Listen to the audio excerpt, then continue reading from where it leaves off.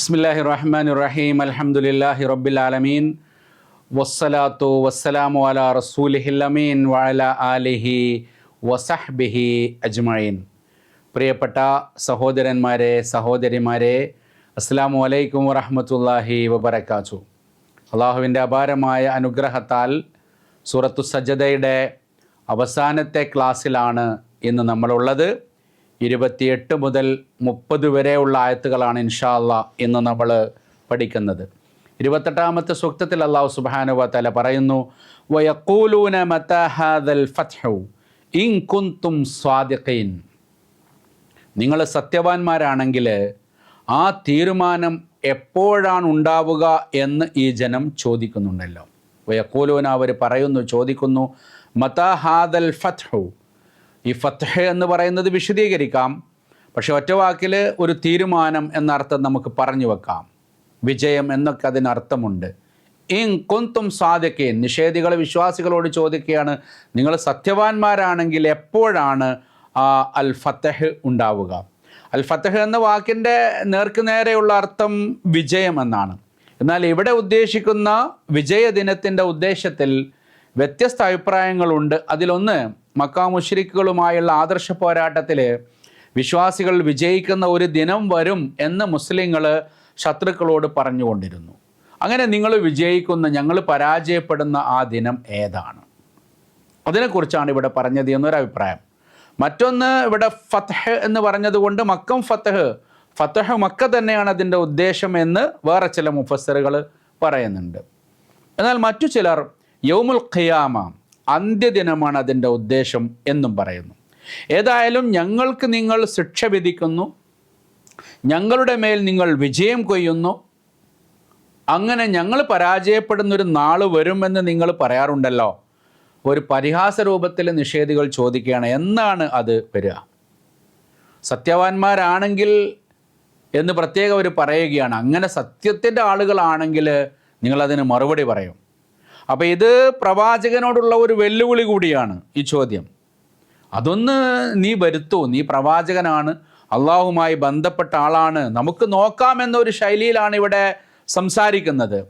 പ്രവാചകന്മാരുടെ പ്രബോധന പ്രവർത്തനങ്ങളുടെ അവസാന ഘട്ടത്തിൽ ഏതാണ്ട് എല്ലാ പ്രവാചകന്മാരോടും ശത്രുക്കൾ ഇതേ ശൈലിയിൽ ചോദ്യങ്ങൾ ചോദിച്ചിട്ടുണ്ട്. പക്ഷേ നീ പറയുന്ന ശിക്ഷ കൊണ്ടുവാ, എപ്പോഴായിരിക്കും അത് വരിക? അപ്പോഴൊക്കെ അല്ലാഹു സുബ്ഹാനഹു വ തആല മറുപടി പറഞ്ഞത്, ആ ശിക്ഷയുടെ ദിനം നിങ്ങൾക്ക് ദുഷ്കരമായിരിക്കും, അത് നിങ്ങൾക്ക് താങ്ങാൻ കഴിയില്ല. അതല്ലാതെ ഡേറ്റ്, സമയം, അതിൻ്റെ അടയാളങ്ങൾ പറയുന്ന രീതി അല്ലാഹു സ്വീകരിച്ചിട്ടില്ല. 29ാമത്തെ സൂക്തത്തിൽ ഖുൽ യൗമൽ ഫത്ഹി ലാ യൻഫഉൽ ലദീന കഫറു ഈമാനുഹും വലാ ഹും യുൻദറൂൻ. ഇവിടെ അല്ലാഹു ആ ചോദ്യത്തിന് പറയുന്ന മറുപടിയാണ്. ഇവരോട് പറയുക, നിഷേധികൾക്ക് ആ തീർപ്പ് കൽപ്പിക്കുന്ന നാളിൽ വിശ്വാസം കൈക്കൊണ്ടത് കൊണ്ട് യാതൊരു പ്രയോജനവും ഉണ്ടാവുകയില്ല, പിന്നെ ഇവർക്കൊരവസരം ലഭിക്കുകയുമില്ല. ഖുൽ യൗമൽ ഫത്ഹ്, ആ പറയുന്ന ഫത്ഹ് ഉണ്ടല്ലോ, ആ ദിനമുണ്ടല്ലോ, ലാ യൻഫഉൽ ലദീന കഫറു, സത്യനിഷേധികൾക്കൊരു ഉപകാരവും അതുകൊണ്ടുണ്ടാവുകയില്ല, ഈമാനുഹും, അവരുടെ ഈമാൻ ഉപകാരപ്പെടില്ല, വലാഹും യുൻദറൂൻ, അവർ പിന്തിരിപ്പിക്കപ്പെടുന്ന, അവസരം നൽകുന്ന വിഷയവും ഇല്ല. യഥാർത്ഥത്തിൽ ശിക്ഷ എന്ന് വരും എന്നതല്ല നിങ്ങൾ പേടിക്കേണ്ടത്. പകരം ആ ശിക്ഷ ദിനം വന്നു കഴിഞ്ഞാൽ നിങ്ങളെ അവസ്ഥ എന്തായിരിക്കും, അതിനെക്കുറിച്ചാണ് പേടിക്കേണ്ടത്. നമ്മൾ പറയാറുണ്ട്, മരണത്തെ അല്ല പേടിക്കേണ്ടത്, സ്വാഭാവികമായിട്ടുള്ള പേടിയാവാം. മരണത്തിന് ശേഷം നിങ്ങൾക്ക് എന്ത് സംഭവിക്കൂ എന്നതിനെക്കുറിച്ചാണല്ലോ പേടിക്കേണ്ടത്. അതിവിടെയും ബാധകമാണ്. അവരുടെ വെല്ലുവിളികൾക്കും പരിഹാസത്തിനുമുള്ള ഖുർആനിൻ്റെ സവിശേഷ ശൈലിയിലുള്ള ഒരു മറുപടി. ഖുർആൻ എപ്പോഴും സംവദിക്കുന്നത് ആളുകൾ മാറാൻ വേണ്ടിയാണ്, ആളുകളുടെ ബുദ്ധി മാറിയിട്ട് അവർ സന്മാർഗത്തിലേക്ക് വരാൻ വേണ്ടിയാണ്. അല്ലാതെ അതിൻ്റെ ഡേറ്റ്, ടൈം പറഞ്ഞ് സമയം കളയുക, അതിൻ്റെ അനന്തരഫലത്തെക്കുറിച്ച് എന്തെങ്കിലും സംസാരിക്കുകയല്ല. അതൊരു ഉത്ബോധനമായി, അനന്തരഫലത്തെക്കുറിച്ച് ശക്തമായൊരു ഉത്ബോധനമാണ് ഖുർആൻ സ്വീകരിക്കുന്നത്. യൗമുൽ ഫത്ഹിൻ്റെ ഉദ്ദേശം ഫത്ഹു മക്ക എന്നാണെങ്കിൽ അതിനുശേഷം വിശ്വാസികളാകുന്ന നിങ്ങൾക്ക് യാതൊരു പ്രയോജനവും അതുകൊണ്ട് ഉണ്ടാവുകയില്ല എന്നുകൂടിയാണ്. അതിനു മുമ്പ് നിങ്ങൾ വിശ്വാസികളാകണമാകുന്നുണ്ടെങ്കിൽ എന്നൊരർത്ഥത്തിൽ അത് അങ്ങനെയാകുമ്പോൾ വ്യാഖ്യാനിക്കാം. അന്ത്യദിനം എന്നാണ് നമ്മൾ അർത്ഥം വയ്ക്കുന്നത് എങ്കിൽ ഇബ്നു ജരീർ അത്തബരി റഹ്മത്തുള്ളാഹി അഭിപ്രായപ്പെടുന്നത് പോലെ വിശ്വാസികളുടെ യഥാർത്ഥ വിജയം എന്ന് പറയുന്നത് പരലോക വിജയമാണ്, അന്ത്യനാളാണ്. നിഷേധികൾക്ക് അവരുടെ ഈമാൻ ഒരിക്കലും ഉപകാരപ്പെടാത്ത ഒരു നാളും അത് തന്നെയാണ്. പിന്നെ ഒരവസരം നിങ്ങൾക്ക് ലഭിക്കുകയില്ല എന്ന് പറയുന്നതും അന്ത്യനാളുമായി ബന്ധപ്പെട്ടതാണ്. അതുകൊണ്ട് ഇവിടെ പറയാൻ പറ്റുന്ന ആ യൗമുൽ ഫത്ഹ്, വിശ്വാസികളുടെ വിജയദിനം, യഥാർത്ഥത്തിൽ അന്ത്യദിനമാണ് എന്നതിനോടാണ് ഇവിടെ മുഫസ്സിറുകൾ പലരും യോജിക്കുന്നത്.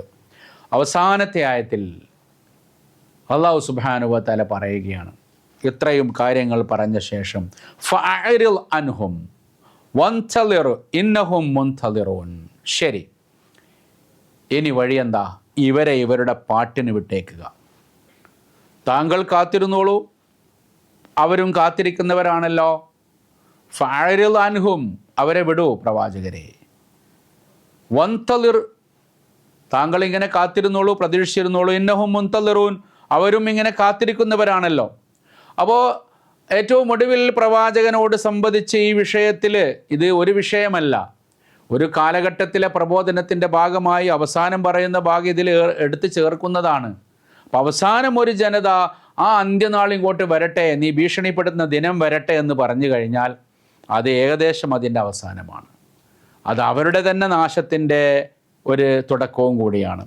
ഏതായിരുന്നാലും ഈ സ്വന്തം ശിക്ഷക്ക് തിരക്കി കൂട്ടിക്കൊണ്ടിരിക്കുന്ന ആ ഒരു ലെവലിലെത്തിയ സത്യനിഷേധികളെ അവഗണിക്കാൻ നബി സല്ലല്ലാഹു അലൈഹി വസല്ലമയോട് ആഹ്വാനം ചെയ്യുകയാണ്.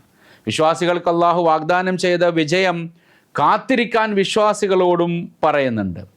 ആ പ്രതീക്ഷയിൽ തന്നെയാണ് വിശ്വാസികൾ മുന്നോട്ട് പോകേണ്ടത്. ഇസ്ലാം നമ്മളോട് പറഞ്ഞ, ഖുർആൻ നമ്മളോട് പറഞ്ഞ, അള്ളാഹുവും പ്രവാചകനും പ്രവചിച്ചിട്ടുള്ള വിജയങ്ങൾ അത് വരാതിരിക്കില്ല, ആ ഒരു ദിനം വരാതിരിക്കില്ല. അതെ, അതിന് നമ്മൾ കാത്തിരിക്കുക എന്നത് തന്നെ വലിയൊരു പ്രതീക്ഷയാണ്. നമുക്ക് മുന്നോട്ട് പ്രവർത്തിക്കാനുള്ള ഒരു ആർജവമാണ്, ഒരു തൻ്റെടമാണ്, ഒരു ആവേശമാണ്.